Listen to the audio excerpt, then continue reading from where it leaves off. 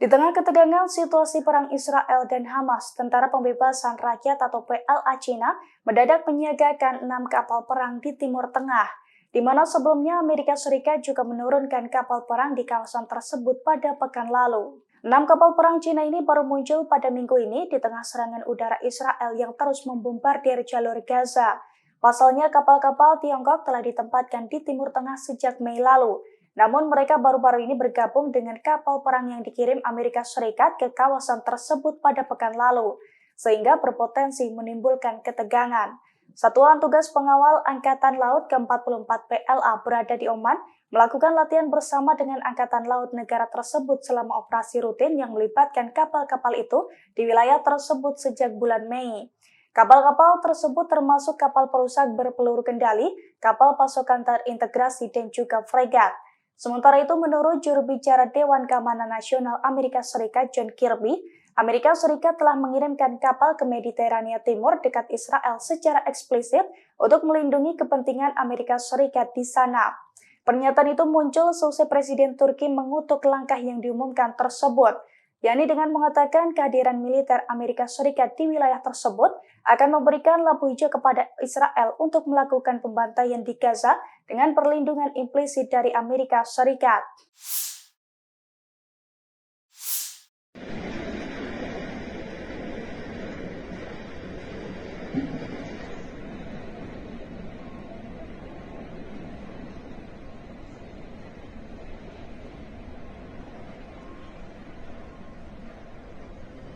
Pasukan Israel kembali meluncurkan serangan ke sejumlah bandara di Suriah pada Minggu 22 Oktober.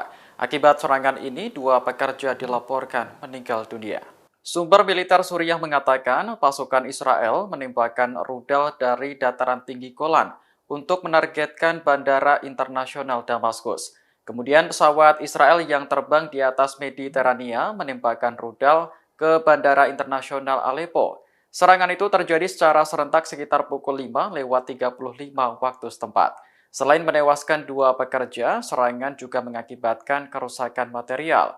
Hal ini membuat landasan pacu pada bandara menjadi tidak berfungsi. Kementerian Transportasi Suriah mengatakan seluruh penerbangan akhirnya dialihkan ke Bandara Latakia.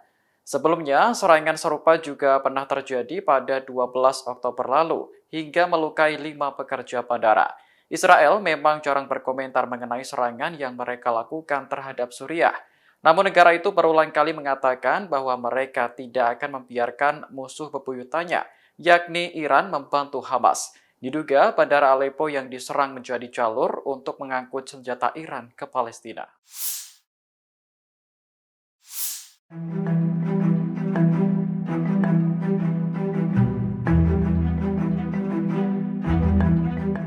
Presiden Amerika Serikat Joe Biden gagal meyakinkan Israel untuk tidak menyerang militan Hizbullah di Lebanon. AS khawatir serangan Israel terhadap Hizbullah itu akan memicu konflik yang lebih besar. Namun Perdana Menteri Benjamin Netanyahu justru tak menyetujui gagasan Joe Biden. Dikutip dari Tribun News, seorang juru bicara pasukan pertahanan Israel atau IDF mengatakan mereka telah melakukan serangan udara.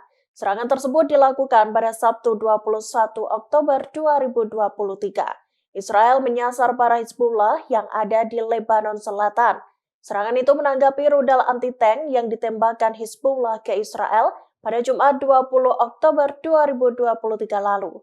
Selain itu, IDF juga menyerang peluncur anti-tank Hizbullah yang ada di perbatasan. Seperti diketahui, Hizbullah meningkatkan serangan roket dan rudalnya beberapa hari terakhir. Akibat serangan tersebut, seorang tentara Israel dikabarkan tewas. Sementara, anggota Hizbullah yang melukai tentara Israel itu telah ditembak mati pada Jumat 20 Oktober 2023.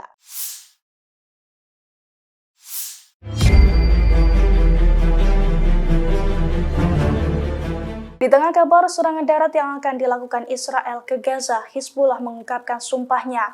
Pasalnya kelompok dari Lebanon tersebut akan membela mati-matian Hamas. Bahkan Hizbullah mengaku akan melibas Israel jika Israel memulai serangan darat ke Gaza. Hal itu diucapkan langsung oleh wakil pemimpin Hizbullah Syekh Naim Qassem pada Minggu 22 Oktober 2023. Qasem bersumpah bahwa Israel akan menanggung akibatnya setiap kali mereka melancarkan serangan darat ke jalur Gaza. Ia juga mengatakan bahwa kelompok militannya yang berbasis di Lebanon saat ini sudah berada di jantung pertempuran. Selain itu, ia pun ingin mengungkapkan bahwa pasukannya sudah sangat siap menghadapi Israel. Qasem mengungkapkan bahwa kelompoknya yang bersekutu dengan Hamas telah mempengaruhi jalannya konflik dengan memanaskan perbatasan Lebanon-Israel, termasuk mengikat 3 divisi tentara Israel di utara alih-alih bersiap berperang di Gaza. Di sisi lain, para pejabat Hamas mengatakan jika Israel memulai serangan darat di Gaza, Hizbullah juga akan ikut berperang.